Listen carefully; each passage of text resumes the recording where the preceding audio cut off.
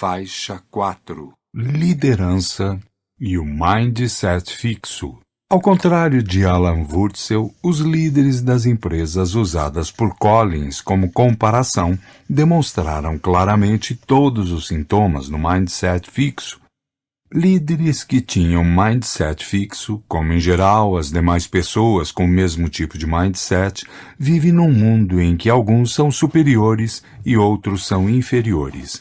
Precisam constantemente afirmar sua superioridade e a empresa nada mais é do que uma plataforma para esse fim.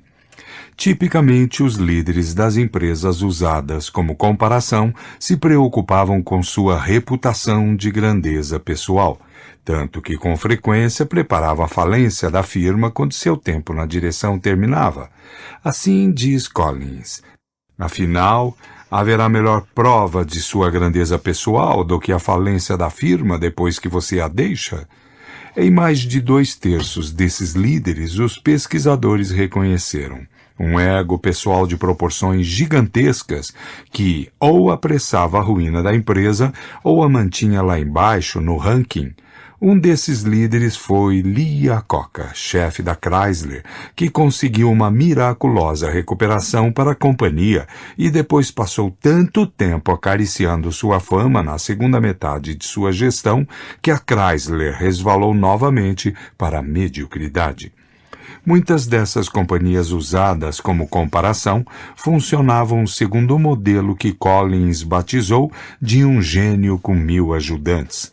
Em vez de formar uma equipe extraordinária de gerentes, como as empresas que passavam de boas a excelentes, elas operavam segundo a premissa de mindset fixo, de que os grandes gênios não precisam de grandes equipes, precisam apenas de subordinados para executar suas ideias brilhantes. Não se esqueçam de que esses grandes gênios tampouco querem ter grandes equipes. Pessoas de mindset fixo desejam ser os únicos manda-chuvas, para que, ao se compararem com os que estão à sua volta, se sintam superiores. Em várias autobiografias de CEO que li, pouco encontrei sobre programas de aprendizado ou de desenvolvimento dos funcionários. Em todas as autobiografias de CEO com mindset de crescimento, sempre há uma profunda preocupação com o desenvolvimento pessoal e uma extensa discussão sobre o assunto. Finalmente, como na Enron, os gênios se recusavam a olhar as próprias deficiências. Collins nos conta que a cadeia de distribuição de gêneros alimentícios Kroger, que progredia de boa a excelente, encarou de forma valente os indícios de problemas nos anos 1970, que mostravam a extinção dos mercadinhos. Enquanto isso, sua congênere, A&P, que já foi a maior organização varejista do mundo, fechou os olhos. Por exemplo, a A&P abriu um novo tipo de loja, uma superloja, que parecia ser mais bem-sucedida do que o tipo antigo, mas logo a fechou. Não quiseram saber daquilo. Em contraste, a Kroger eliminou ou modificou todas as lojas isoladas que não se ajustavam ao novo modelo de superloja e, no final dos anos 1990, tornou-se a principal cadeia de venda de alimentos do país. CNOs e o grande ego. Como CEO e grande ego podem ter se tornado sinônimos, se as pessoas mais discretas de mindset de crescimento são as verdadeiras impulsionadoras na indústria, por que tantas empresas procuram líderes míticos ainda que possam se mostrar mais dedicados a si mesmos do que a empresa? A culpa é de Iacocca. Segundo James Surowiecki, num artigo da Slate, a ascensão de Iacocca mudou as empresas norte-americanas. Antes dele, os tempos dos grandes chefes e magnatas pareciam ultrapassados. Na concepção do público, o CEO de uma empresa era um engravatado, bem tratado e bem pago, mas essencialmente inexpressivo e sem personalidade definida. Com Iacocca, isso mudou. Os jornalistas começaram a dar a executivos apelidos como o próximo J.P. Morgan ou o próximo Henry Ford, e os executivos de mindset fixo começaram a querer se ajustar a esses rótulos. Surowiecki chega a atribuir a essa mudança os recentes escândalos, pois, à medida que essa tendência prosseguia, os CEOs foram se tornando super-heróis, mas as pessoas que cultuam seu ego e buscam a próxima oportunidade de promover sua imagem não são as mesmas que impulsionam a saúde duradoura das empresas. Talvez Iacocca seja apenas um indivíduo carismático que esteja levando a culpa pelo declínio da civilização. Isso é justo? Vamos olhá-lo mais de perto. E também outros CEOs de mindset fixo, Albert Dunlap, da Scott Paper e da Sunbeam, Jerry Levin e Steve Case, da AOL, Time Warner, e Kenneth Lay e Jeffrey Skilling, da Enron. Veremos que todos começam com a crença de que algumas pessoas são superiores. Todos sentem a necessidade de provar e exibir a própria superioridade. Todos utilizam seus subordinados para alimentar essa necessidade, em vez de promover o desenvolvimento dos funcionários. E todos acabam sacrificando suas empresas em função disso. O mindset fixo nos ajuda a compreender de onde vêm os egos gigantescos, como funcionam e por que acabam derrotando a si mesmos. Faixa 5. Líderes de mindset fixo em ação. Iacocca. Eu sou um herói. Warren Bennis, guru no tema da liderança, estudou os grandes líderes empresariais. Eles afirmaram que sua intenção não era serem líderes, não estavam interessados em se provar, simplesmente fizeram aquilo de que gostavam, com tremendo ímpeto e entusiasmo, e deu no que deu. Iacocca não era assim. Claro, amava a indústria automobilística, porém, mais do que isso, ansiava ser um manda-chuva na Ford. Queria a todo custo obter a aprovação de Henry Ford II e adorava os aspectos régios de seu cargo. Essa era a medida pela qual ele se avaliava, as coisas que provariam que ele era alguém. Usei a palavra régios de propósito, e Iacocca nos diz que a Casa de Vidro, como é conhecida a matriz da Ford, era um palácio, e Henry Ford era o rei. Mais do que isso, se Henry Ford era o rei, eu era o príncipe herdeiro, eu era o protegido especial de Sua Majestade. Todos nós, reticências, tínhamos uma boa vida na corte real, participávamos de algo melhor do que a primeira classe, a classe real. Reticências. Havia garçons vestidos de paletós brancos em serviço o dia inteiro e almoçávamos juntos no restaurante dos executivos. Reticências. Diariamente vinham de avião da Inglaterra filés de linguado. Iacocca realizou grandes coisas na Ford, como a concepção e promoção do modelo Mustang, e sonhava em suceder Henry Ford como CEO da empresa. Mas Ford tinha outros planos, e para a grande raiva e assombro de Iacocca, finalmente o obrigou a sair. É interessante notar que Iacocca ficou chocado e nutriu uma ira duradoura contra Henry Ford. Afinal, ele vira Ford despedir executivos graduados e ele próprio, Iacocca, também despedira muitos deles. Conhecia o jogo das grandes corporações. Mesmo assim, seu mindset fixo lhe tolhia a visão. Sempre conservei a ideia de que eu era diferente, que de alguma forma eu era mais inteligente ou tinha mais sorte do que o resto. Nunca pensei que aquilo fosse acontecer comigo. A crença de sua aparente superioridade o cegara. Revelou-se então o outro lado do mindset fixo. Ficou pensando se Henry Ford descobrira alguma deficiência nele. Talvez não fosse realmente superior e por isso não podia pedir para sair. Anos mais tarde, sua segunda mulher lhe disse que se conformasse. Você não imagina o favor que Henry Ford lhe fez? Ser despedido por Ford levou você à grandeza. Você está mais rico, mais famoso e mais influente por causa de Henry Ford. Agradeça a ele. Poucos anos depois, ele se divorciou dela. Assim, o rei, que o definira como competente e valioso, agora o rejeitava por ter falhas. Com energia feroz, e a Coca lançou-se na imensa tarefa de salvar as aparências e, junto com elas, a Chrysler Motors. A Chrysler, que já tinha sido uma próspera rival da Ford, estava às portas da morte.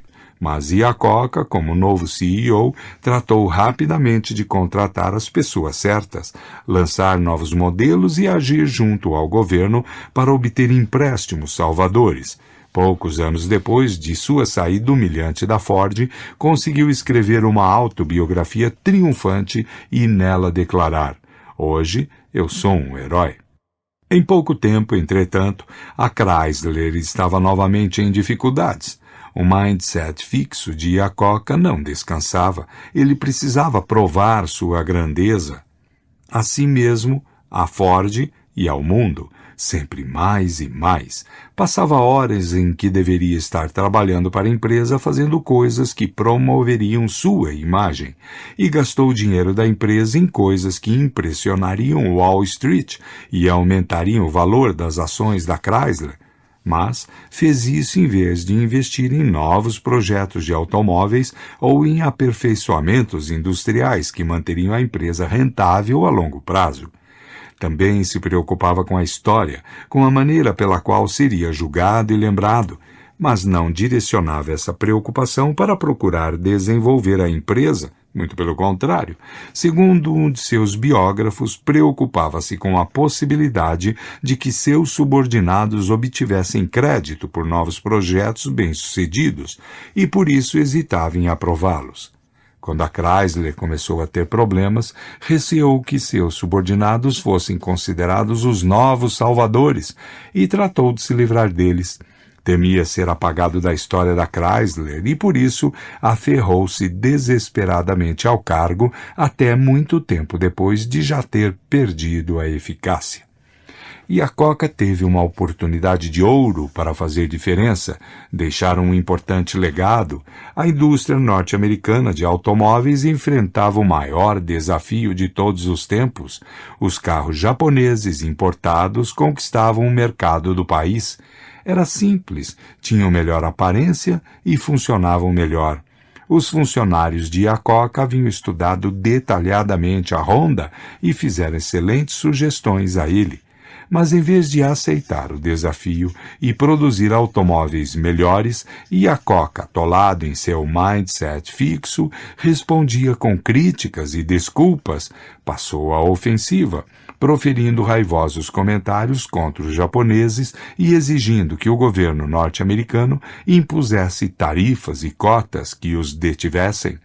Num editorial contra Iacocca, o New York Times advertiu: "A solução está em fabricar carros melhores neste país e não em justificativas coléricas contra o Japão." Iacocca tampouco se firmava como líder de seus operários. Na verdade, se encolhia, passando a ser o tirano isolado, mesquinho e punitivo que acusara Henry Ford de ser. Não apenas despedia os que o criticavam, mas pouco fazia para recompensar aqueles que tanto se sacrificaram para salvar a empresa.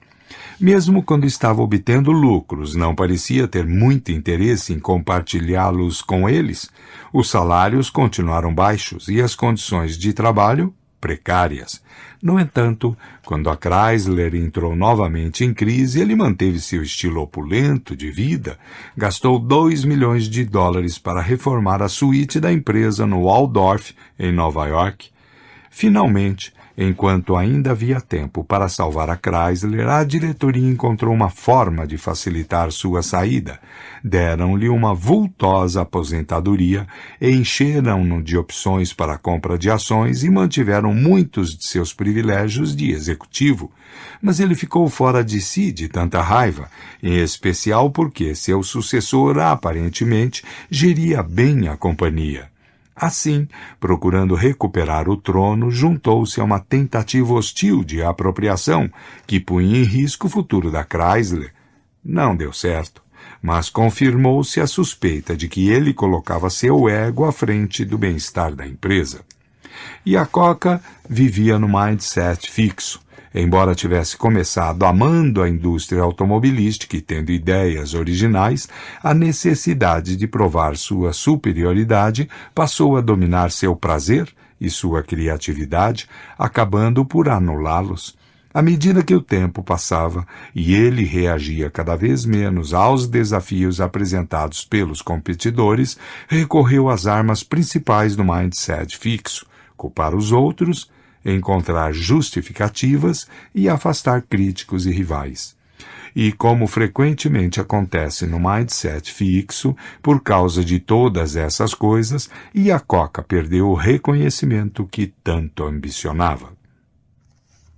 Quando os estudantes são reprovados ou os atletas perdem jogos, compreendem que pisaram na bola, mas o poder dos CEOs lhes permite criar um mundo que funciona noite e dia para satisfazer sua necessidade de reconhecimento.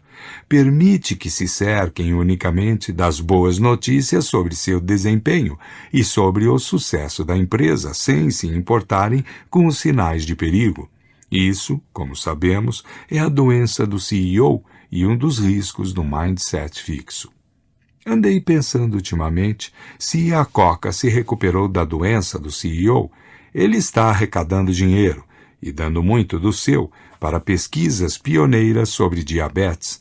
Trabalha no desenvolvimento de veículos que respeitem o meio ambiente. É possível que, livre da tarefa de procurar se afirmar, agora esteja interessado nas coisas a que realmente dá valor. Albert Dunlap. Sou um superastro. Albert Dunlap salvou empresas moribundas, embora eu não esteja certa de que salvar seja a palavra mais adequada. Ele não as preparou para prosperar no futuro, ergueu-as a um ponto em que podia vendê-las com lucro, despedindo, por exemplo, milhares de trabalhadores. E realmente ganhou dinheiro. Conseguiu $100 milhões ao reformar e vender a Scott Paper, 100 milhões por pouco mais de 1 ano e meio de trabalho. Se eu mereci isso? É claro que sim. Sou um superastro em meu campo de atividade, assim como Michael Jordan no basquete e Bruce Springsteen no rock and roll. Iacocca ainda falava em dar importância ao trabalho de equipe, ao papel dos pequenos funcionários e outras coisas boas. Albert Dunlap nem sequer fingia. Se você é um homem de negócios, está nisso com um único objetivo: ganhar dinheiro. Ele conta com orgulho um incidente ocorrido numa reunião com funcionários da Scott Paper. Uma mulher se levantou e perguntou: agora que a empresa está se recuperando, podemos voltar a fazer doações? Ele respondeu: se você quiser dar do seu bolso, é problema seu, e eu a incentivo a fazê-lo. Mas esta empresa existe para ganhar dinheiro. Reticências. A resposta, em uma palavra, é não. Não estou aqui para dizer que o mundo dos negócios não trata de dinheiro, mas, mesmo assim, quero perguntar: por que Dunlap se preocupava tanto com ele? Deixemos que ele responda. Progredir no mundo se tornou para mim uma questão de amor próprio, como uma criança que procura provar que vale alguma coisa. Reticências. Até hoje, continuo a achar que tenho de me provar e voltar a me provar. E se ele precisa pôr-se à prova, precisa de uma medida. A satisfação dos empregados, a responsabilidade comunitária e as contribuições para a caridade não são boas medidas. Não podem ser reduzidas a um número que represente o valor que ele atribui a si mesmo. Mas os lucros dos acionistas podem. Em suas próprias palavras, o termo mais ridículo que se ouve hoje em dia nas reuniões de diretoria é stakeholders. A palavra se refere aos empregados, à comunidade e a outras firmas, como fornecedores, com as quais uma empresa trata.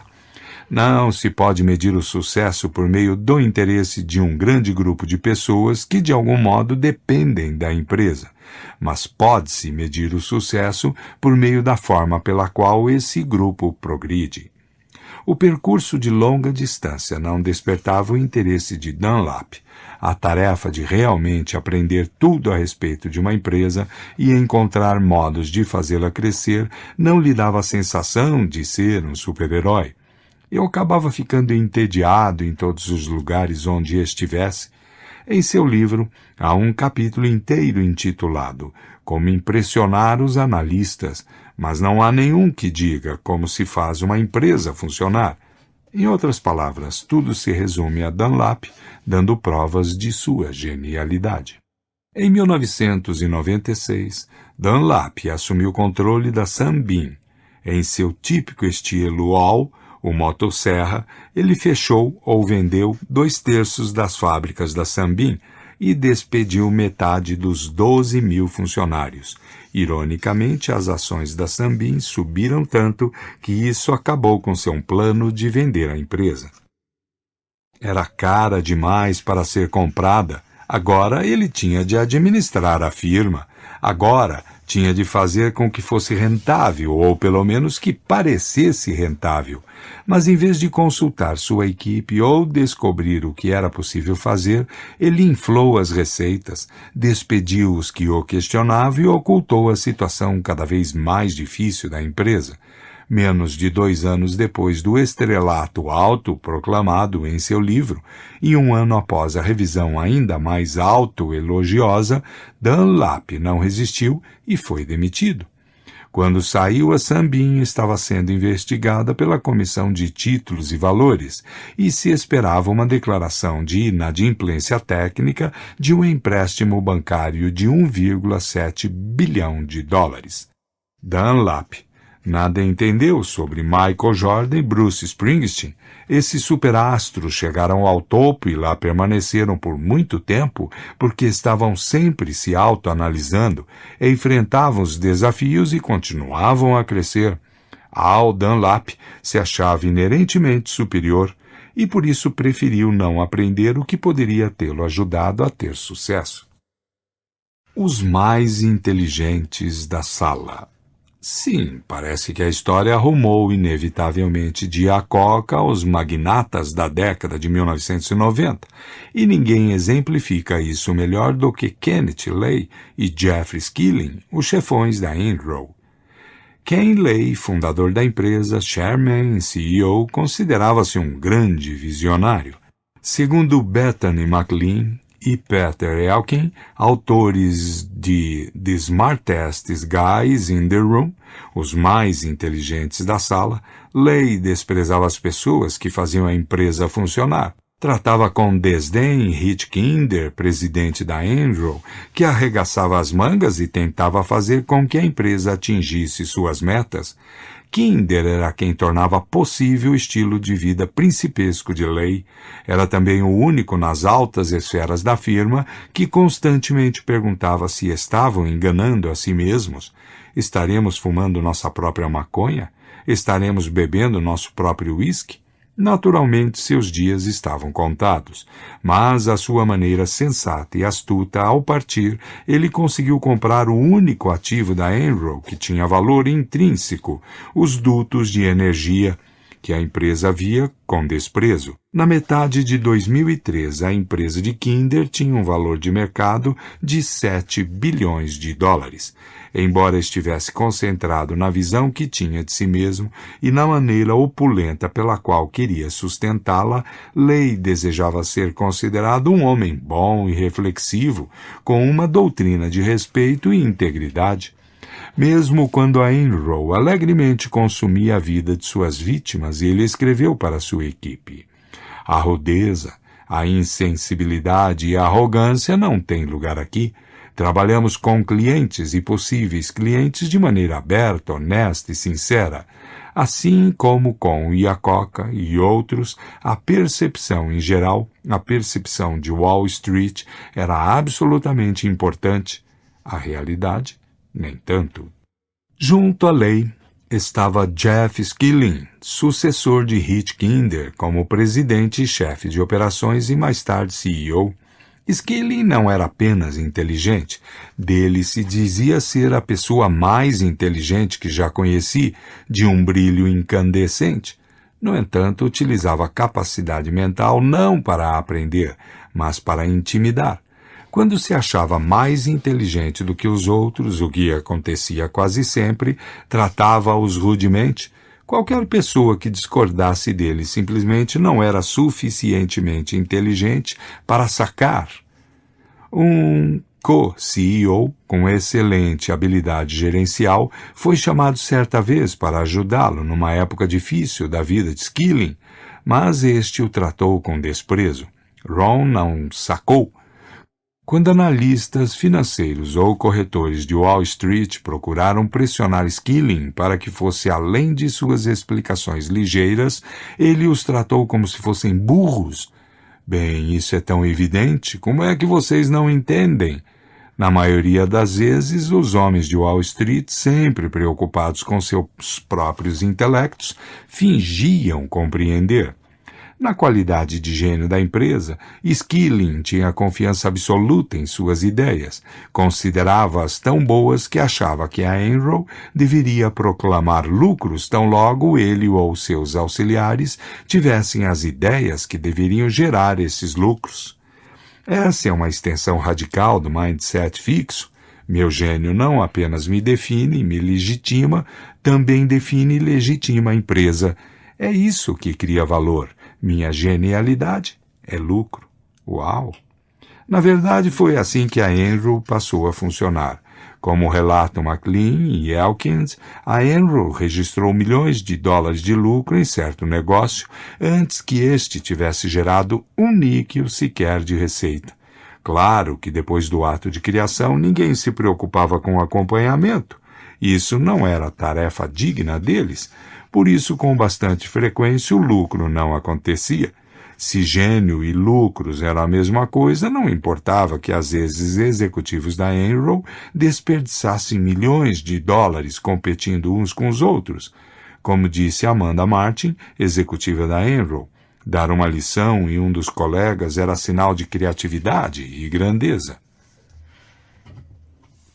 Skilling não apenas se considerava mais inteligente do que qualquer outra pessoa, mas também achava que tinha mais sorte, como Iacocca. Segundo pessoas que o conheciam bem, achava-se capaz de derrotar as probabilidades. Por que se sentiria vulnerável? Nunca havia nada errado. Skilling ainda não admite que tenha ocorrido algo errado. O mundo simplesmente não sacou. Colisão de dois gênios. Os gênios da casa também quase derrubaram a AOL e a Time Warner. Steve Casey, da AOL, e Jerry Levin, da Time Warner, eram dois CEOs de mindset fixo que fundiram suas empresas. Consegue adivinhar o que aconteceu? Casey e Levin tinham muita coisa em comum. Ambos cultivavam uma aura de suprema inteligência. Ambos procuravam intimidar as pessoas com seu brilho, e todos sabiam que ambos costumavam reivindicar o que não mereciam. Como gênios da casa, nenhum deles queria ouvir reclamações, e ambos se dispunham a despedir quem não jogasse em equipe, isto é, quem não preservasse a fachada que haviam construído. Quando a fusão efetivamente ocorreu, a AOL tinha tantas dívidas que a outra empresa se viu às portas da falência. Você poderia pensar que os dois CEOs trabalhariam em conjunto, unindo esforços para salvar a empresa que haviam criado. Mas, ao contrário, cada qual tratou de aumentar seu poder pessoal. Levin foi o primeiro a cair, mas Casey continuava a não tentar fazer com que as coisas dessem certo. Com efeito, quando o substituto de Levin, Richard Parsons, mandou alguém cuidar de reerguer a AOL, Casey se opôs veementemente. Quem recuperasse a AOL ficaria com o mérito. Assim como fizera Iacocca, era melhor deixar que a empresa desabasse do que permitir que outro príncipe fosse coroado. Casey foi finalmente aconselhado a renunciar ao cargo e ficou furioso. Como Iacocca negou qualquer responsabilidade pelos problemas da empresa e jurou se vingar daqueles que tinham se voltado contra ele. Por causa dos gênios da casa, a AOL e a Time Warner terminaram o ano de 2002 com uma perda de quase 100 bilhões de dólares. Foi o maior prejuízo anual na história dos Estados Unidos. Invulnerável, invencível e merecedor. E a Coca, Dunlap, Lay, Skilling, Casey e Levin. Eles nos mostram o que pode acontecer quando pessoas de mindset fixo passam a gerir empresas. Em cada caso, um homem brilhante colocou a companhia em perigo porque provar a si mesmo e ao seu legado era o mais importante. Não eram pessoas perversas, no sentido comum da palavra, não tinham intenção de prejudicar, mas em momentos críticos de decisão optaram por aquilo que os faria se sentirem bem a seus olhos e aos olhos alheios, em vez de preferir o que seria melhor para os objetivos de longo prazo da empresa. Pôr a culpa em outros, esconder os erros, elevar artificialmente o preço das ações, esmagar rivais e críticos, espezinhar os pequenos, eram esses os procedimentos operativos que normalmente usavam. O que é fascinante é o fato de que, enquanto levavam suas empresas no caminho da ruína, todos esses líderes se sentiam invulneráveis e invencíveis. Em muitos casos, dedicavam-se a atividades altamente competitivas e enfrentavam ataques de rivais ferozes. Mas viviam uma realidade diferente. Era um mundo de grandeza e mérito. Kenneth Lay tinha um grande sentido de mérito, mesmo na época em que ganhava milhões de dólares anuais na Enron, contraiu grandes empréstimos pessoais na empresa, deu emprego e contratos aparentes e usou os aviões da firma como se fossem de sua família. Mesmo nos anos difíceis da Chrysler, Iacocca organizava festas opulentas para a elite da empresa. Em todas elas, como um rei, dava a si mesmo um presente dispendioso, cuja fatura era mandada aos executivos. Falando dos dirigentes da AOL, um antigo funcionário afirmou: "Estamos falando de homens que se consideravam com direito a tudo." Não admira que esses líderes acreditassem ser invencíveis, envoltos no manto da realeza, rodeados por aduladores que exaltavam suas virtudes e ocultavam os problemas. O mindset fixo criava neles um reino mágico no qual o brilho e a perfeição do rei eram constantemente confirmados. Com esse mindset, eles se sentiam completamente realizados. Por que iriam abandonar aquele reino e enfrentar a feia realidade das imperfeições e dos fracassos? Como diz Morgan McCall em seu livro High Flyers, Voando Alto, infelizmente, muitas vezes, as pessoas gostam das coisas que prejudicam seu crescimento. Reticências. As pessoas gostam de utilizar suas qualidades, reticências, para obter resultados rápidos e espetaculares, ainda que reticências, não estejam desenvolvendo as aptidões de que mais tarde necessitarão. Preferem acreditar que possuem as boas qualidades que todos afirmam, reticências, e não levar a sério, tanto quanto deveriam, suas deficiências. Não gostam de ouvir más notícias nem de receber críticas, reticências. Há um tremendo risco, reticências, em abandonar uma coisa que somos capazes de fazer bem para tentar dominar algo novo. E o mindset fixo faz com que isso pareça ainda mais arriscado. Chefes cruéis. McCall prossegue dizendo que quando líderes se sentem inerentemente melhores do que os demais, podem começar a acreditar que é possível ignorar as necessidades e os sentimentos dos outros. Nenhum dos chefes de mindset fixo que examinamos tinha grande preocupação com as pessoas comuns, e muitos decididamente menosprezavam aqueles que se encontravam abaixo deles na hierarquia das empresas. Aonde isso leva? Sob o pretexto de manter os funcionários na linha, esses chefes são capazes de maltratá-los. E a Coca fazia brincadeiras cruéis com seus executivos a fim de fazê-los perder o prumo. Os colegas de Jerry Levin, da Time Warner, o equiparavam ao brutal imperador romano Calígula. Skilling era conhecido por ridicularizar rudemente os menos inteligentes do que ele. Harvey Hostein, especialista em liderança corporativa, escreve em seu livro Brutal Bosses, Chefes Cruéis, que esse tipo de abuso representa o desejo dos chefes de realçar sua própria sensação de poder, competência e valor à custa dos subordinados. Lembram-se de que verificamos em nossos estudos como as pessoas de mindset fixo procuram comparar-se com pessoas em pior situação do que elas? O princípio é o mesmo, mas há uma diferença importante. Esses chefes têm o poder de colocar as pessoas em situação pior e, quando o fazem, sentem-se melhor consigo mesmos. Hostein descreve Paul Kazarian, antigo CEO da Sunbeam Oster. Ele se considerava um perfeccionista, mas isso era apenas um eufemismo para alguém que trata mal os demais. Quando se irritava com os subordinados, lhes atirava objetos. Um dia, por haver desagradado Kazarian, o auditor virou alvo de um jarro de suco de laranja. Às vezes, as vítimas são pessoas que os chefes consideram menos talentosas, e isso pode alimentar seu senso de superioridade, mas frequentemente as vítimas são os mais competentes, porque são os que representam a maior ameaça a um chefe de mindset fixo. Um engenheiro de uma grande construtora de aviões entrevistado por Hostein se referiu assim a seu chefe. Seus alvos eram geralmente aqueles entre nós que éramos mais competentes. Quer dizer, se alguém realmente se preocupa com nosso desempenho, não vai atormentar os que estão trabalhando melhor. Mas é o que fazem aqueles que, na verdade, se preocupam com a própria competência. Quando os chefes humilham os demais, há uma mudança no ambiente. Tudo começa a girar em torno da satisfação do chefe.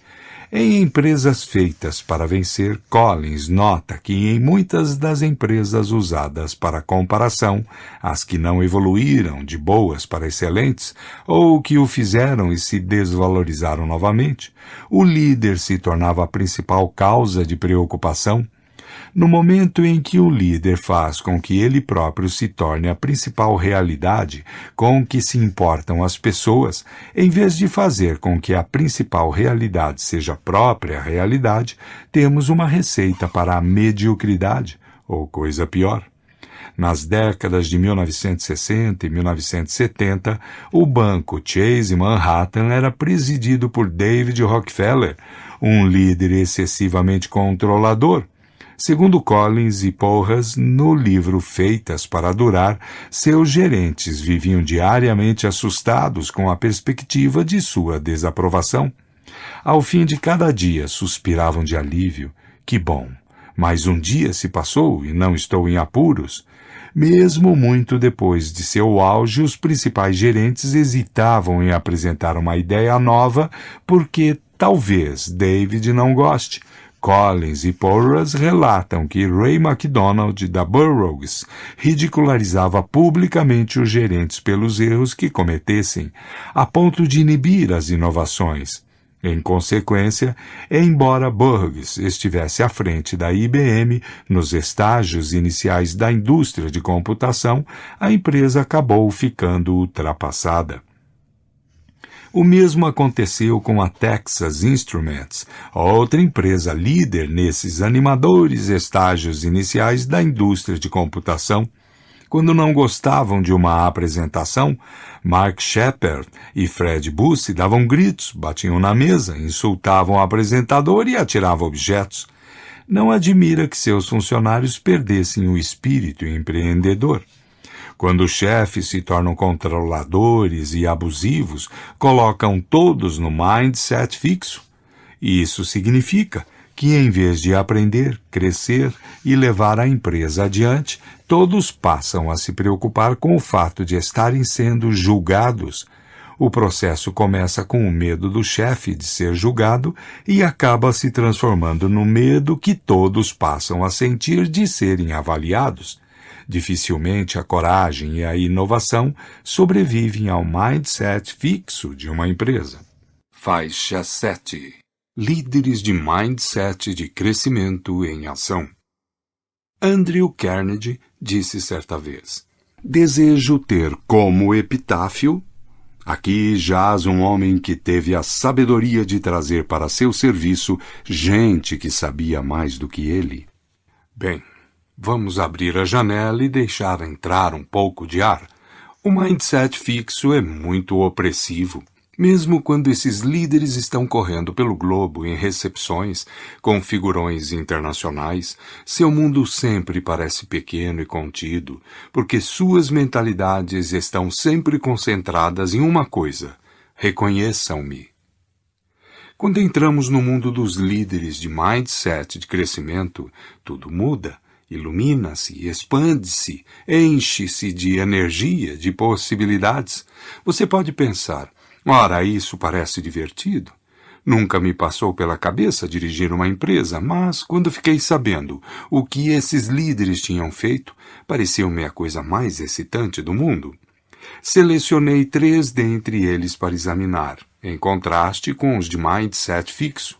Escolhi Jack Welch, da General Electric, porque é uma figura mítica com um ego que ele controla. Não se trata de uma pessoa direta, mas naturalmente discreta, que pensa no crescimento. Também escolhi Lou Gerstner, o homem que veio salvar a IBM, e Annie Mulcahy, a mulher que fez a Xerox reviver. Como figuras contrastantes com relação a Alfred Dunlap, também especialista em recuperação. Jack Welch, Lou Gerstner e Annie Mulcahy são também fascinantes por haverem transformado suas empresas. Conseguiram isso eliminando o mindset fixo e elegendo em seu lugar uma cultura de crescimento e trabalho de equipe. Ver Gerstner e a IBM é como observar a Enron transformada na meca do mindset de crescimento. Como eram líderes que possuíam mentalidade de crescimento, começaram pela crença no potencial e no desenvolvimento humanos, tanto nos deles próprios quanto nos de outras pessoas.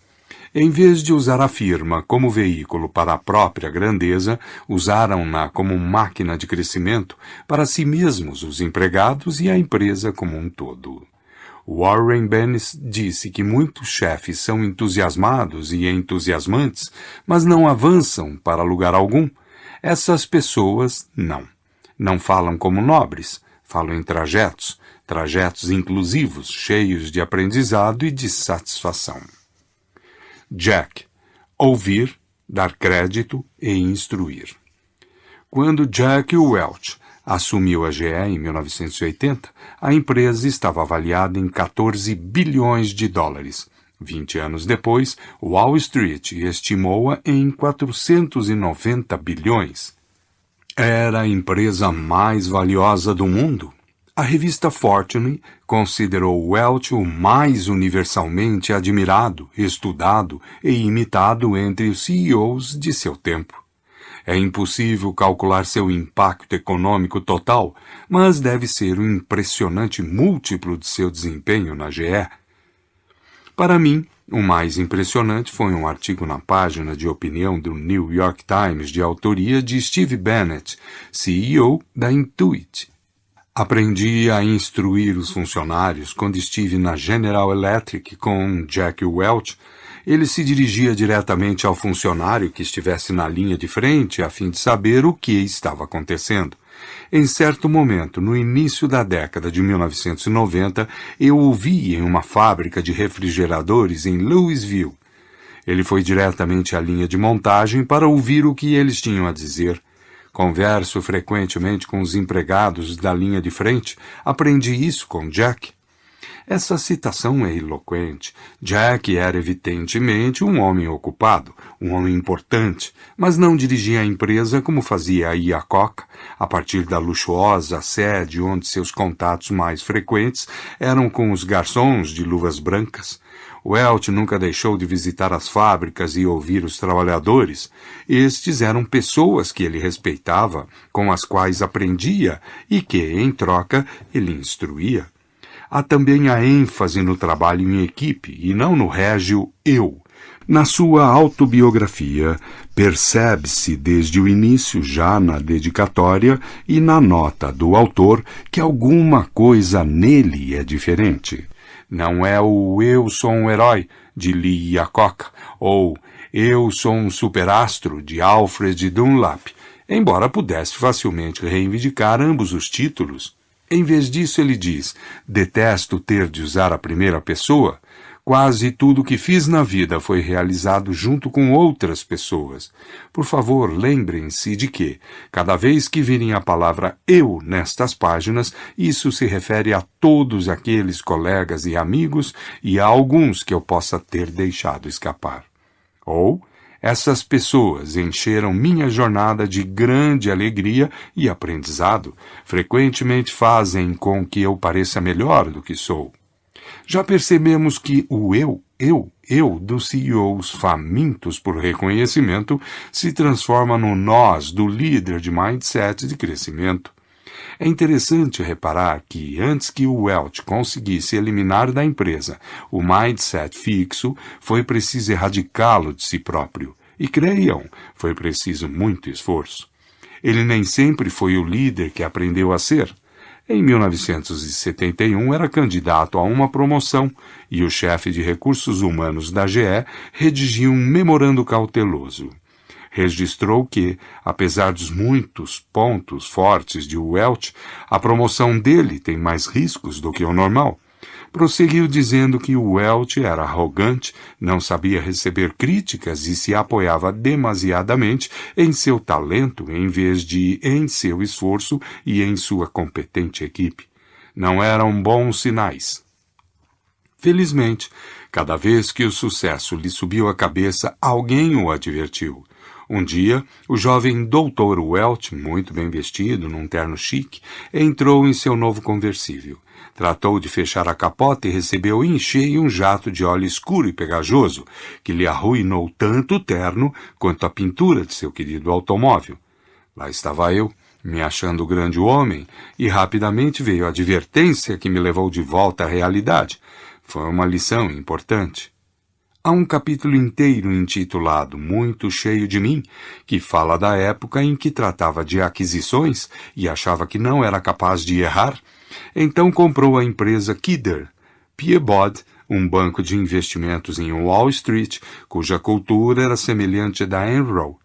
Foi um desastre que fez a GE perder centenas de milhões. Nunca esqueci a experiência com a Kidder. Ela ensinou-lhe que há uma diferença muito tênue entre autoconfiança e orgulho exagerado. Dessa vez o orgulho venceu e me deu uma lição que jamais esquecerei. O que ele aprendeu foi o seguinte: a verdadeira autoconfiança é a coragem de se abrir, acolher as mudanças e as novas ideias, qualquer que seja a sua fonte.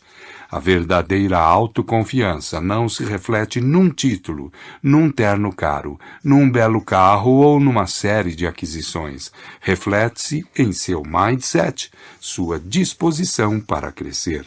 Bem, a humildade é um começo. Mas que dizer das habilidades gerenciais? A partir de suas experiências, Welch compreendeu cada vez mais o tipo de líder que desejava ser, um gerente voltado para o crescimento, um guia e não um juiz. Quando era um jovem engenheiro na GE, certa vez causou uma explosão química que arrancou o telhado do prédio em que trabalhava.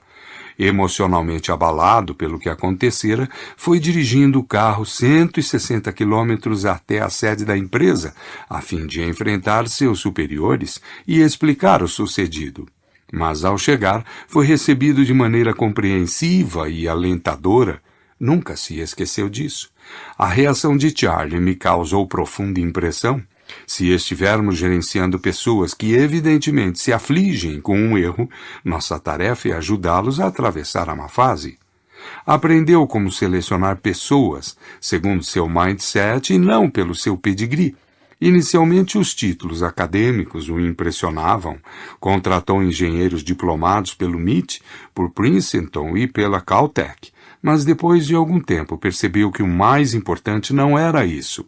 Acabei compreendendo que o que realmente procurava eram pessoas com paixão e desejo de realizar. O currículo não me dizia muita coisa sobre esse apetite interior. Chegou então a chance de ser o CEO. Cada um dos 3 candidatos precisava convencer o presidente em exercício de que era o melhor para assumir o cargo. Welch fez sua campanha com base em sua capacidade de crescimento. Não afirmou ser um gênio, nem que era o maior líder que já existira. Prometeu desenvolvimento, obteve o cargo e cumpriu a promessa. Abriu imediatamente um diálogo e os canais para receber feedbacks honestos. Tratou rapidamente de perguntar aos executivos do que gostavam e do que não gostavam na empresa e o que achavam que era preciso mudar. Sim, eles foram surpreendidos. Na verdade, estavam tão habituados a adular os chefes que nem sequer conseguiam pensar nas respostas àquelas perguntas. Em seguida, Welch fez saber sua doutrina. Esta empresa tem a ver com crescimento e não com presunção. Acabou com o elitismo. Ao contrário de nossos líderes de mindset fixo, certa tarde deu uma palestra em um clube frequentado pela elite de executivos da GE. Aquele era o lugar onde os inovadores e os que tinham ideias deveriam ser vistos e ouvidos. Para surpresa deles, não os elogiou. Disse: "Não encontrei nada de valioso naquilo que vocês estão fazendo." Então, pediu-lhes que pensassem em funções que fizessem mais sentido para eles e para a empresa. Um mês depois, o presidente do clube procurou Welch, trazendo uma sugestão: transformar o clube em uma força de voluntários para a comunidade. Depois de 20 anos, esse programa aberto a todos os funcionários já possuía 42 mil membros, gerenciavam programas de ensino em escolas dos bairros pobres e construíam parques, playgrounds e bibliotecas em comunidades carentes. Agora contribuíam para o crescimento alheio e não para seus próprios egos. Livrou-se dos chefes cruéis. E a Coca tolerava e até mesmo admirava chefes desse tipo, capazes de fazer com que os trabalhadores produzissem, serviam para o que ele queria. Welch admitiu que muitas vezes também fingia ignorar a existência de tais chefes, mas na organização que agora tinha em mente não poderia mais fazer isso. Diante de 500 gerentes, expliquei por que pedi a 4 funcionários que saíssem da empresa no ano anterior, embora seu desempenho financeiro fosse adequado. Pedi que fossem embora por não praticarem nossos valores. A maneira correta de aumentar a produtividade era o aconselhamento e não o terror. Valorizava o trabalho em equipe e não a genialidade individual. Durante muitos anos, a GE, assim como a Enron, recompensaram o autor único de uma ideia, mas agora o Welch passou a recompensar a equipe que punha a ideia em funcionamento. Em consequência, os líderes foram estimulados a compartilhar com suas equipes o reconhecimento pelas ideias e não a receber sozinhos todo o crédito. Isso fez grande diferença na maneira pela qual nos relacionávamos uns com os outros. Jack Welch não foi uma pessoa perfeita, mas estava dedicado ao crescimento. Essa devoção manteve seu ego sob controle, conservou ligado à realidade e em contato com sua humanidade. Afinal, fez com que seu trajeto fosse próspero e gratificante para milhares de pessoas.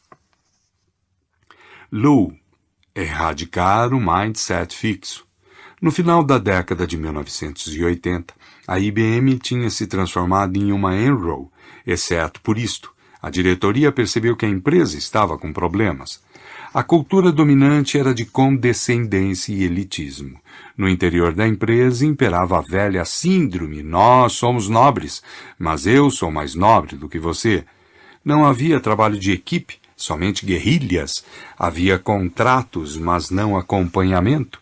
Ninguém se preocupava com os clientes, mas isso talvez não tivesse tido importância se os negócios não estivessem sofrendo em decorrência. Em 1993, os executivos da IBM procuraram Lou Gerstner e pediram-lhe que viesse ser o novo CEO. Ele recusou. Pediram novamente: você deve isso ao país? Vamos falar com o presidente Clinton para que lhe diga que aceite. Por favor, por favor, por favor. Queremos exatamente o mesmo tipo de estratégia e mudança de cultura que você operou na American Express e na RJR. Ele acabou cedendo, embora não soubesse bem por quê. Mas agora a IBM tinha um líder que acreditava no crescimento pessoal e em criar uma cultura empresarial que o promovesse. Como fez para produzir isso na IBM? Primeiro, como fizera o Welch, abriu os canais de comunicação verticais e horizontais da empresa. 6 dias depois de chegar, mandou um memorando a cada empregado da IBM dizendo: durante os próximos meses pretendo visitar todas as seções e escritórios que eu puder, e sempre que possível quero conhecer muitos de vocês para ver como podemos juntos fortalecer a empresa. Dedicou a ele seu livro. Este livro é dedicado aos milhares de funcionários da IBM que nunca abandonaram sua empresa, seus colegas e a si mesmos. São eles os verdadeiros heróis da reinvenção da IBM. Atacou o elitismo, como fizera o Welch. À semelhança da Enron, toda a cultura se resumia na busca de status pessoal dentro da firma.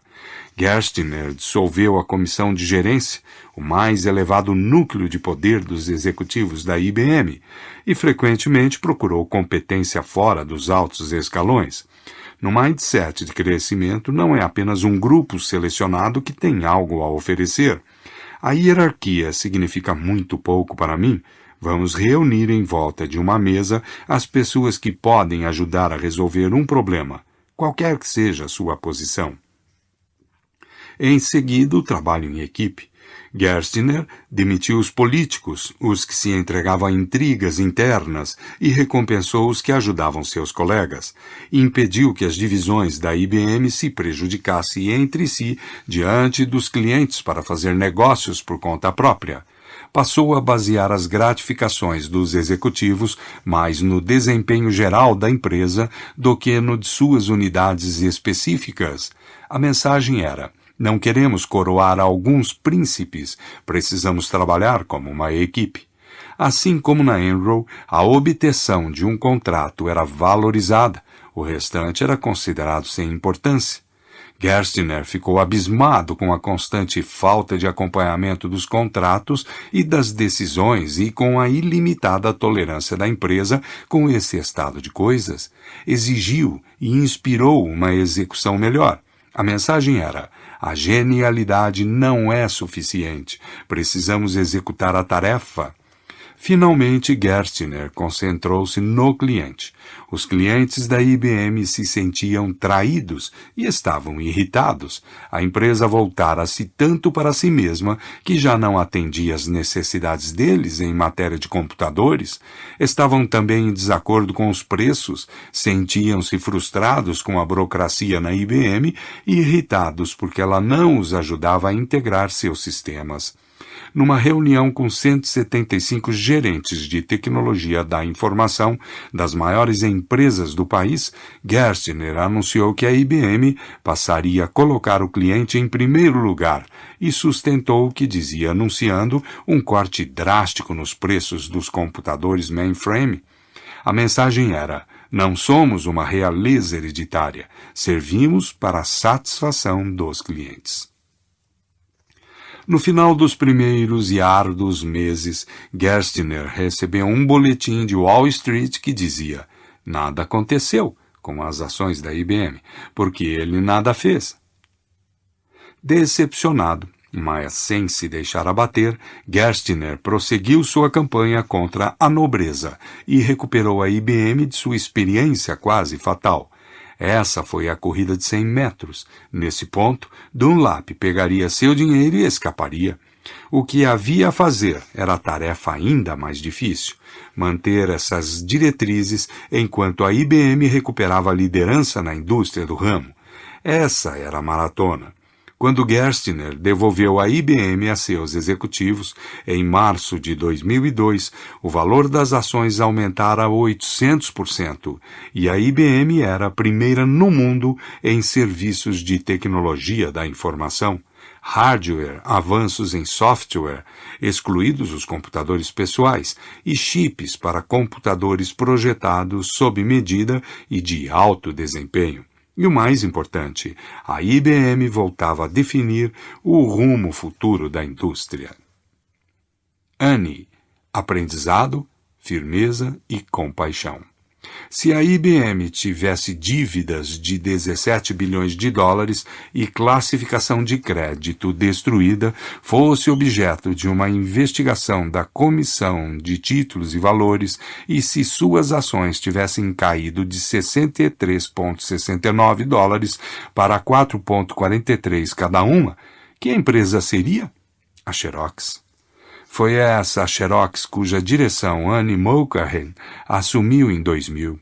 Não somente a empresa não se diversificara, mas já não conseguia sequer vender suas copiadoras.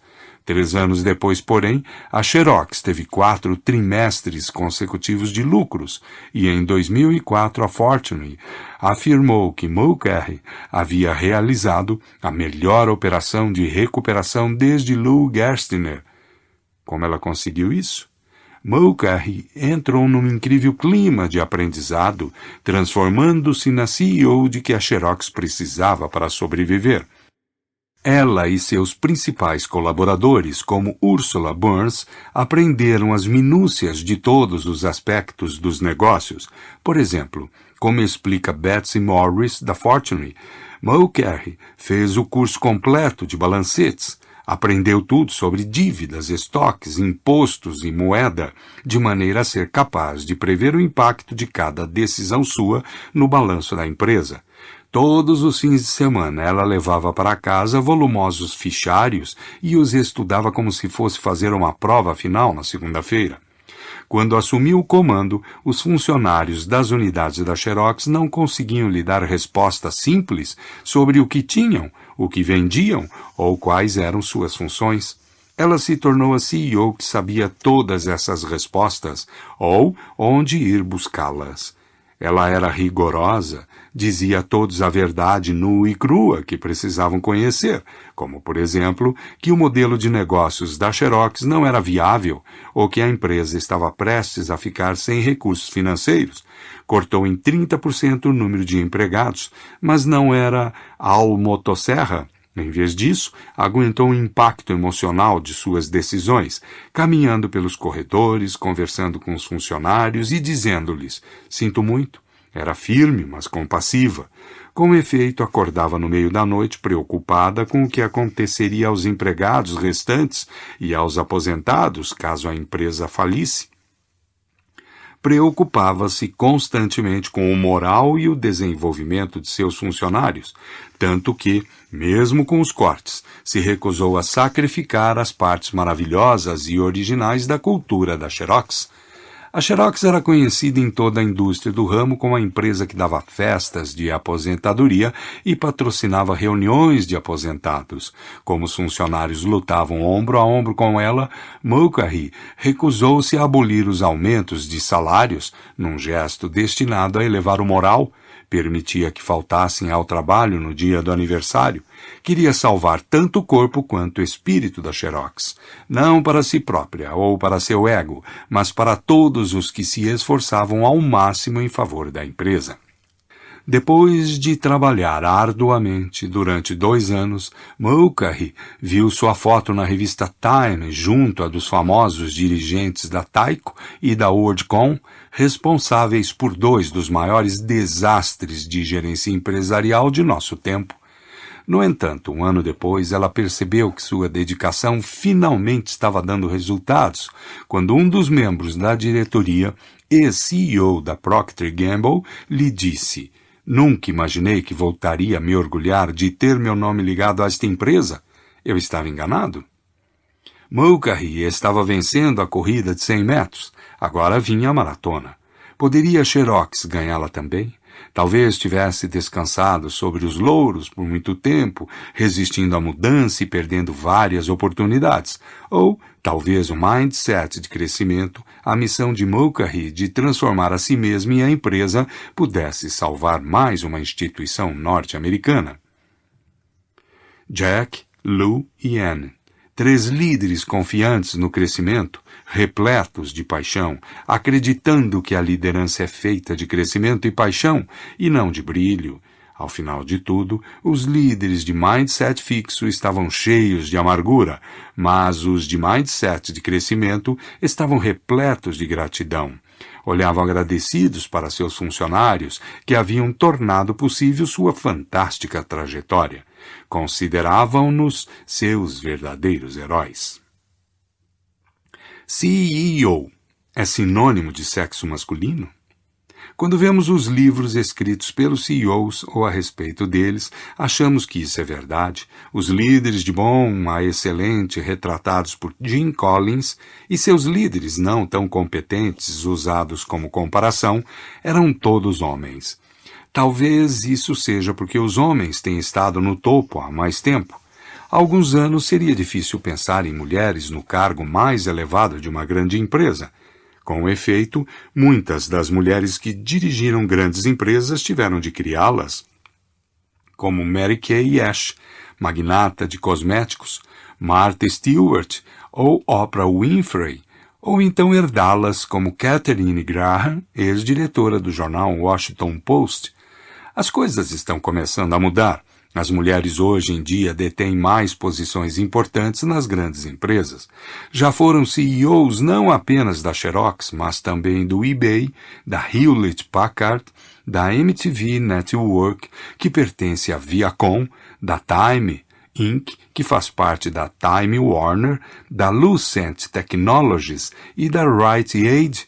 No Citigroup, PepsiCo e Verizon têm havido mulheres presidentes ou diretoras financeiras. Com efeito, a revista Fortune chamou Meg Whitman, do eBay, talvez a melhor CEO dos Estados Unidos, na empresa mais quente do mundo. Pode ser que dentro de alguns anos eu seja capaz de escrever todo este capítulo tendo mulheres como personagens principais. Por outro lado, eu espero que não. Espero que em poucos anos seja difícil encontrar líderes com mindset fixo, homens ou mulheres, na direção de nossas empresas mais importantes. Faixa 9. Um estudo sobre processos de grupo. O pesquisador Robert Wood e seus colegas realizaram outro excelente estudo. Desta vez criaram grupos de gerência, 30 equipes com 3 pessoas em cada. Metade dos grupos tinha 3 pessoas de mindset fixo e a outra metade 3 de mindset de crescimento. Os de mindset fixo acreditavam que as pessoas possuem certo grau de capacidade gerencial e não podem fazer muito para mudar esse panorama. Em contraste, os de mindset de crescimento acreditavam que as pessoas podem mudar substancialmente sua capacidade básica para dirigir outras pessoas.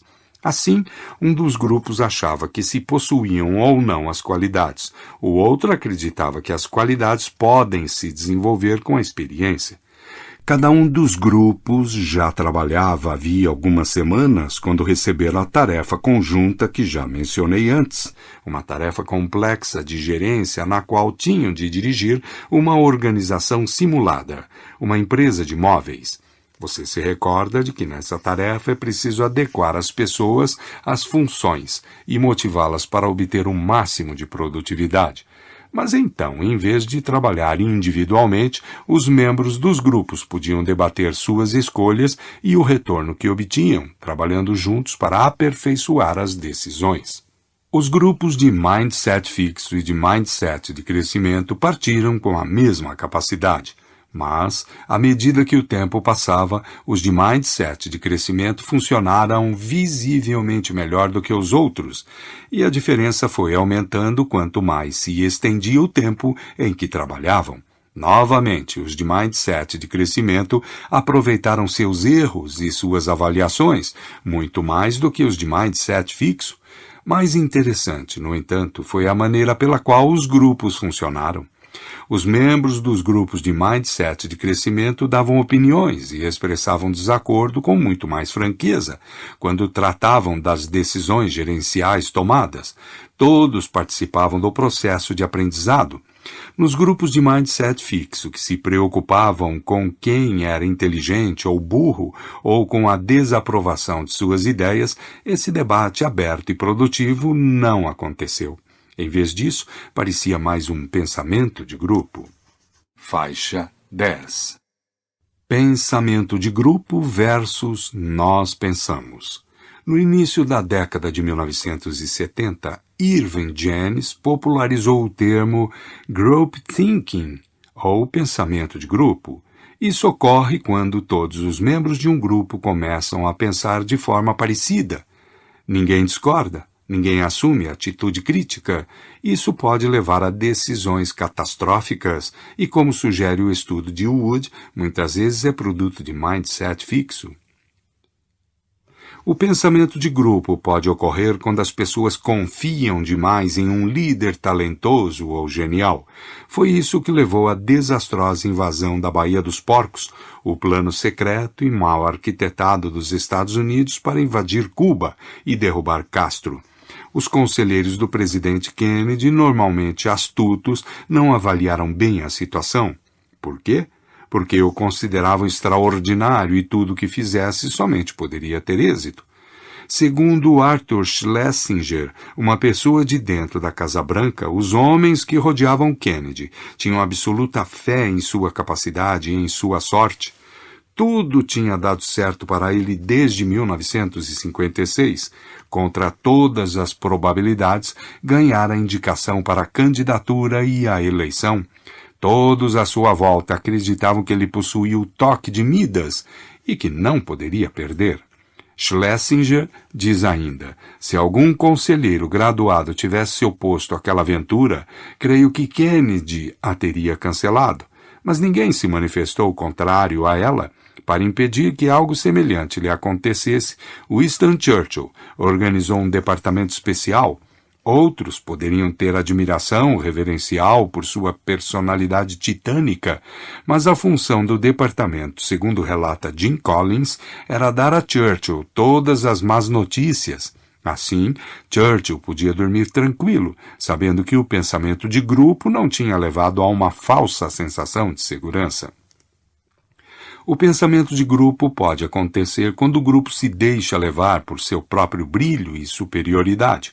Os executivos da Enron acreditavam que, por serem brilhantes, todas as suas ideias eram brilhantes. Nada jamais daria errado.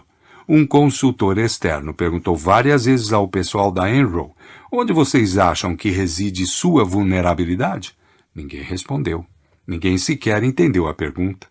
Chegamos a um ponto, disse um dos altos executivos, em que pensávamos ser a prova de bala. Alfred P. Sloan, ex-CEO da General Motors, apresenta um agradável contraste. Ele presidia um grupo de formuladores de política em alto nível, que parecia haver chegado a um consenso. Senhores, disse ele, entendo que todos estão de completo acordo com a decisão a ser tomada. Nesse caso, proponho que adiemos novos debates sobre esse tema até nossa próxima reunião, a fim de nos dar tempo de desenvolver um desacordo e talvez chegarmos a compreender melhor toda a situação. Heródoto, que escreveu no século V a.C., relata que os antigos persas utilizavam uma variante da técnica de Sloan a fim de impedir o pensamento de grupo. Sempre que um grupo chegava a uma decisão, estando sóbrios, voltavam a considerá-la mais tarde quando estavam bêbados. O pensamento de grupo também pode acontecer quando um líder de mindset fixo castiga os que discordam dele. Pode ser que as pessoas não deixem de pensar criticamente, mas deixam de se manifestar de maneira crítica. Iacocca procurava calar quem criticasse suas ideias e decisões, ou se livrar deles. Afirmou que os novos carros de formas mais arredondadas pareciam batatas voadoras, o que encerrou a discussão. Ninguém pôde discordar, e os carros quadrados da Chrysler foram perdendo fatias cada vez maiores do mercado. David Packard, por outro lado, deu uma medalha a um funcionário por haver discordado dele. O cofundador da Hewlett-Packard conta essa história. Há vários anos, num laboratório da empresa, um jovem engenheiro recebeu ordem de abandonar o desenvolvimento de um monitor no qual trabalhava. Em resposta, ele saiu de férias, entre aspas, viajando pela Califórnia e visitando clientes em potencial para mostrar-lhes o monitor e avaliar seu interesse. Os clientes adoravam a inovação e ele continuou a desenvolvê-la, acabando por convencer seu gerente a colocá-la em produção. A Hewlett-Packard vendeu mais de 17 mil desses monitores e colheu receitas de 35 milhões de dólares. Mais tarde, numa reunião de engenheiros da empresa, Packard deu ao jovem uma medalha por extraordinária irreverência e rebeldia, além dos limites normais dos deveres de um engenheiro. Há muitas maneiras pelas quais o mindset fixo cria o pensamento de grupo. Os líderes são considerados deuses que nunca se enganam. Um grupo pode arrogar-se talentos e poderes especiais. Os líderes suprimem o desacordo a fim de inflar seus egos. Ou então, os funcionários concordam com os líderes para conseguir-lhes o reconhecimento. Por isso, o mindset de crescimento é muito importante no momento de tomar as grandes decisões, como demonstrou Robert Wood em seu estudo. O mindset de crescimento, ao libertar as pessoas das ilusões ou da carga da aptidão fixa, leva a um debate pleno e aberto das informações disponíveis e à tomada de decisões sensatas. Faixa 11. A geração elogiada chega ao mercado de trabalho. Teremos problemas para encontrar líderes no futuro? Hoje, em qualquer revista ou estação de rádio, ouvimos falar sobre o problema dos elogios no local de trabalho. Poderíamos ter percebido isso antes. Falamos sobre todos os pais bem-intencionados que tentaram elevar a autoestima dos filhos, dizendo para eles o quanto são inteligentes e talentosos, e falamos sobre todos os efeitos negativos desse tipo de elogio. Bem, esses filhos do louvor já entraram no mercado de trabalho, e com certeza muitos podem não funcionar sem ter um rótulo para cada movimento. Em vez de bônus anuais, algumas empresas estão dando bônus trimestrais ou mesmo mensais, em vez de funcionários do mês, funcionário do dia. As empresas estão contratando consultores para ensiná-los como melhor recompensar essa geração super elogiada. Temos agora uma força de trabalho cheia de pessoas que precisam de reafirmação constante e que não podem ser criticadas. Essa não é uma receita de sucesso nos negócios, onde assumir riscos, mostrar persistência e corrigir os erros são fatores essenciais. Por que as empresas perpetuam o problema? Por que estão mantendo as mesmas práticas equivocadas dos pais que superelogiam e ainda pagando a consultores para lhes mostrar como fazer isso? Talvez precisemos nos afastar do problema e olhar por outra perspectiva. Se os tipos errados de elogio levam crianças pelo caminho da dependência, da fragilidade e do se sentir no direito, talvez os tipos corretos de elogio possam levar a um caminho de trabalho duro e maior resistência. Mostramos em nossa pesquisa que com os tipos corretos de feedback, mesmo os adultos podem ser motivados a escolher tarefas desafiadoras e a confrontar seus erros. Como esse feedback pareceria ou soaria no local de trabalho? Em vez de apenas dar uma recompensa aos funcionários pela ideia mais inteligente ou um elogio pelo desempenho brilhante, eles seriam elogiados pela proatividade, por encararem uma tarefa difícil, por batalharem e aprenderem alguma coisa nova, por não se intimidarem com o revés ou por estarem abertos e atuantes sob a crítica. Talvez pudessem ser elogiados por não precisarem de elogios constantes. Por um senso distorcido de como seria amar seus filhos, muitos pais nos anos 1990 e infelizmente nos anos 2000 abdicaram de sua responsabilidade. Embora as corporações não estejam normalmente em posição de retomar o que os pais interromperam, talvez precisem, desta vez, se as empresas não desempenharem um papel no desenvolvimento de uma força de trabalho mais madura e com mindset de crescimento, de onde virão os líderes do futuro? Faixa 12. Negociadores. Nascem negociadores? Um dos pontos-chave em que o empresário bem-sucedido deve ser bom é na negociação. Na verdade, é difícil imaginar como uma empresa pode obter êxito sem negociadores capacitados no controle. Laura Cray e Michael Hayes-Lyum mostraram que os mindsets têm um impacto importante no sucesso da negociação. Em um estudo, eles ensinaram as pessoas, tanto de mindset fixo quanto de mindset de crescimento, as habilidades da negociação. Metade dos participantes leu o artigo Negotiation Ability, Like Plaster, is Pretty Stable Over Time. A capacidade de negociação, assim como a argamassa, é muito estável ao longo do tempo. A outra metade leu um artigo chamado Negotiation Ability is Changeable and Can be Developed. A capacidade de negociação é mutável e pode ser desenvolvida. Para dar um sabor especial aos artigos, o de Mindset de crescimento começava dizendo: embora se costumasse acreditar que a capacidade de negociação era uma habilidade fixa, com a qual as pessoas nasciam ou não, especialistas agora acreditam que saber negociar é uma habilidade dinâmica, que pode ser cultivada e desenvolvida ao longo do tempo. Os participantes foram então convidados a selecionar o tipo de atividade de negociação que queriam. Poderiam escolher entre uma que mostrasse suas habilidades de negociação, embora não fosse aprender nada de novo, ou outra em que poderiam cometer erros e ficar confusos, mas na qual aprenderiam algumas habilidades úteis para a negociação. Quase metade, 47%, das pessoas às quais foi ensinado o mindset fixo sobre as habilidades de negociação escolheu a atividade que simplesmente mostrava suas próprias habilidades.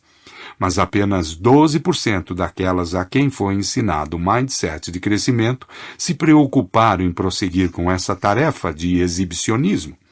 Significa que 88% das pessoas que aprenderam mindset de crescimento queriam se aprofundar na atividade que melhoraria suas habilidades de negociação. No estudo seguinte, Cray e Hayes-Lyum acompanharam as pessoas enquanto elas se envolviam em negociações. Novamente, a metade das pessoas foi dado um mindset fixo sobre habilidades de negociação e a outra metade foi dado um mindset de crescimento. As pessoas, 2 de cada vez, envolviam-se em uma negociação de emprego. Em cada dupla, um era o candidato e o outro o recrutador, e negociavam acerca de 8 questões, incluindo salário, férias e benefícios. No final da negociação, as pessoas com mindset de crescimento eram claros vencedores, rendendo quase o dobro que aqueles com um mindset fixo. As pessoas que aprenderam o mindset de crescimento perseveraram nos pontos difíceis e nos impasses para obter resultados mais favoráveis. Em 3 estudos finais, os pesquisadores observaram alunos de MBA matriculados em um curso de negociação. Eles avaliaram os mindsets que os alunos já tinham, perguntando quanto concordavam com afirmações de mindset fixo. O tipo de negociador que uma pessoa é não pode ser muito mudado, é muito básico. Bons negociadores nascem desse jeito, e afirmações de mindset de crescimento. Todas as pessoas podem mudar até suas qualidades mais básicas de negociação. Nas negociações, a experiência é um grande professor. Como antes, descobriram que, quanto mais mindset de crescimento os alunos tinham, melhor eles iam na atividade de negociação. Mas o mindset de crescimento faz as pessoas boas apenas em conseguir seus próprios interesses. Muitas vezes, as negociações exigem que as pessoas compreendam e tentem servir aos interesses de outras pessoas também. Idealmente, no fim de uma negociação, ambas as partes sentem que suas necessidades foram atendidas. Em um estudo com uma atividade de negociação mais desafiadora, aqueles com mindset de crescimento foram capazes de ir além das falhas iniciais, construindo um acordo que contemplasse os interesses subjacentes de ambas as partes. Portanto, aqueles com mindset de crescimento não obtêm resultados mais favoráveis apenas para si mesmos, mas, mais importante, geram soluções criativas que conferem benefícios a todas as partes. Decididamente, um mindset de crescimento promoveu um aprendizado maior. Os alunos de MBA que confirmaram o mindset de crescimento no primeiro dia do curso de negociação tiveram notas maiores no fim do curso, semanas depois. A nota foi baseada no desempenho, nos trabalhos escritos e nas discussões e apresentações durante as aulas, e refletiu uma compreensão mais profunda da teoria e da prática de negociação. Faixa 13. Treinamento corporativo. Gestores nascem gestores? Milhões de dólares e milhares de horas são gastos a cada ano na tentativa de ensinar líderes e gestores a treinar seus funcionários e lhes dar um feedback efetivo. No entanto, muito desse treinamento é ineficiente e muitos líderes e gestores permanecem orientadores deficientes. Isso acontece porque essa habilidade não pode ser treinada? Não é por essa razão. A pesquisa lança luz sobre o porquê de o treinamento corporativo frequentemente fracassar. Estudos de Peter Haslin, Don Van de Waal e Gary Lattan mostram que muitos gestores não acreditam em mudança pessoal. Esses gestores de mindset fixo buscam simplesmente o talento existente, julgam os funcionários como competentes ou incompetentes logo de início, e isso é tudo. Fazem pouco treinamento em desenvolvimento e quando os funcionários realmente melhoram, talvez não percebam, mantendo-se presos à impressão inicial. Além disso, são muito menos propensos a buscar ou aceitar feedback crítico de seus funcionários. Por que treinar funcionários se eles não podem mudar? E por que obter feedback deles se você não pode mudar? Gestores com mindset de crescimento acham bom ter talento, mas entende que este é apenas o ponto de partida. Esses gestores são mais comprometidos com o desenvolvimento de seus funcionários e com o próprio. Dão muito mais treinamento em desenvolvimento, notam melhoras no desempenho dos funcionários e recebem bem suas críticas. Ainda mais estimulante, o mindset de crescimento pode ser ensinado aos gestores. Haslin e seus colegas conduziram um rápido workshop baseado em princípios psicológicos bem estabelecidos. A propósito, com algumas mudanças, pode ser facilmente utilizado para promover um mindset de crescimento em professores ou técnicos esportivos. O workshop começa com um vídeo e um artigo científico sobre como o cérebro muda com o aprendizado.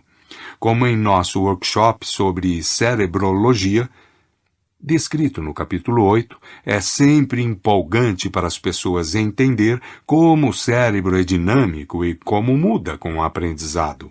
O artigo segue falando sobre como é possível mudar ao longo da vida e como, com treinamento e prática, as pessoas podem desenvolver suas capacidades na maioria das atividades. Embora os gestores naturalmente queiram encontrar a pessoa certa para um trabalho, a pessoa realmente certa nem sempre aparece. No entanto, o treinamento e a experiência podem muitas vezes extrair e desenvolver as qualidades necessárias para um desempenho bem-sucedido. O workshop leva então gestores por uma série de exercícios em que A. Eles avaliam por que é importante entender que pessoas podem desenvolver suas habilidades. B. Pensam em áreas nas quais tinham baixo rendimento, mas em que agora se desempenham bem. C. Escrevem a um protegido esforçado sobre como suas habilidades podem ser desenvolvidas. E D. Relembram as vezes em que viram pessoas aprender a fazer coisas que nunca imaginaram conseguir fazer. Em cada caso, refletem sobre por que e como a mudança acontece. Depois do workshop, houve uma rápida mudança na prontidão com que os gestores participantes detectaram melhorias no desempenho do funcionário, no quanto estavam dispostos a treinar um funcionário ineficiente e na quantidade e qualidade de suas sugestões de treinamento. Além disso, essas mudanças persistiram no período de 6 semanas em que foram acompanhados. O que isso significa? Primeiro, que nossa melhor aposta não é simplesmente contratar os gestores mais talentosos que pudermos encontrar e deixá-los livres, mas buscar gestores que também incorporem um mindset de crescimento, entusiasmo para aprender e ensinar, abertura para dar e receber feedback e habilidade para enfrentar e superar obstáculos. Significa que também precisamos treinar líderes, gestores e funcionários para acreditarem no crescimento, além de treiná-los nos pormenores da comunicação eficaz e do aconselhamento. Sem dúvida, um workshop sobre mindset de crescimento pode ser um bom primeiro passo em qualquer programa de treinamento.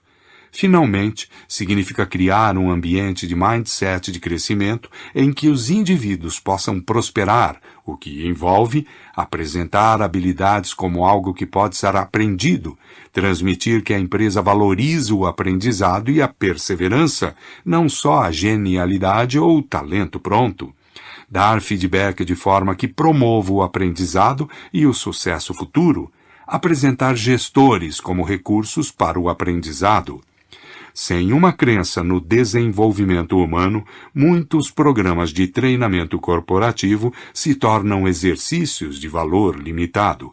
Com uma crença no desenvolvimento, esses programas dão sentido à expressão recursos humanos e se tornam um meio de explorar um enorme potencial.